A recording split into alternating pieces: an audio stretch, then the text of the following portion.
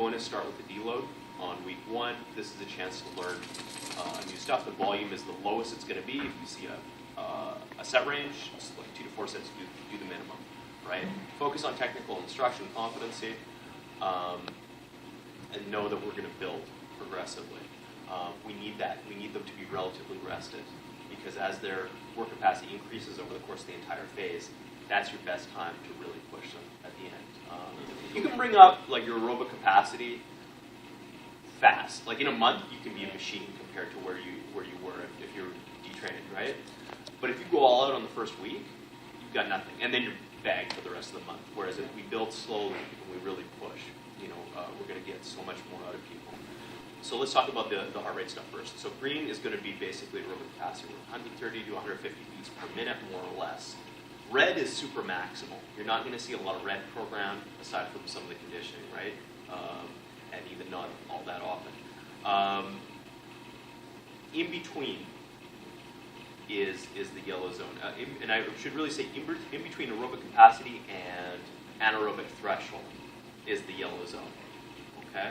So we're calling red zone stuff anaerobic threshold and beyond. But that varies. Initially I thought, okay, well, we should definitely test people out. We should put them, on the Airdyne, figure out what that anaerobic threshold is.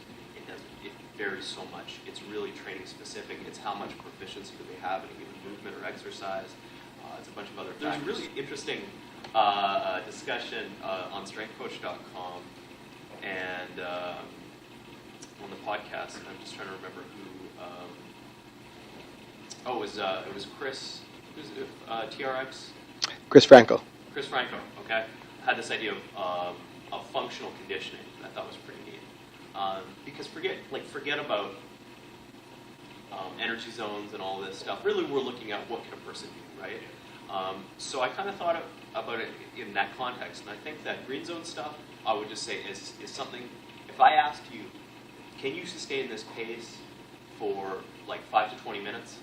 Yeah, somewhere in there, depending on intensity, and because it's a smooth progression. We don't just hit these buttons and go into the next energy system. Yellow zone stuff is can you maintain this pace for between 30 seconds and 5 minutes, basically. And so toward 5 minutes, this definitely has a bigger aerobic chunk. Red zone. Can you maintain? Leave me alone! They can't talk. They can't discuss it. They are just in survival mode. That is what defines red zone. You got to take a look at where's our heart rate right now. So that's fine. So go a little bit slower. So just hold back a bit. It's challenging work without killing them. And their heart rate probably because they're doing work the whole rest of the time. There's no real downtime. So by the time they come back around to that place, their heart rate's now elevated. They're a little more prepped. Neurologically, they're more prepped. So it's not going from 0 to 60 in 0 seconds, right? So by the time he gets to that third set, not only will he be able to perform better, it's going to be less neurologically fatigued. So we've talked about soft red was your last. What's that? Soft red was your last. Soft red, okay. So if soft yellow, you're going to see this is. I would kind of slot assistance work typically under this. And soft green is going to be generally something that I would call like a corrective, or we use optimization a lot because it doesn't. Maybe it's I don't know. Is it going to help them do this next thing better? If they're deadlifting, and I have them perform, say, a hip lift before that, is that were they broken? I don't know. Does it make them? Does it help them deadlift better? Yes. So that's what we care about. Because I don't want people in this permanent sort of rehab mode. People come in and they're usually a bit of a mess, more often than not, right? But we should be able to clean most of that stuff up. I'd like any really significant movement issues to be addressed probably in the first phase. And our first phase have to cover a lot of bases. Again, as people get more advanced, sometimes it's the nervous system that holds us back.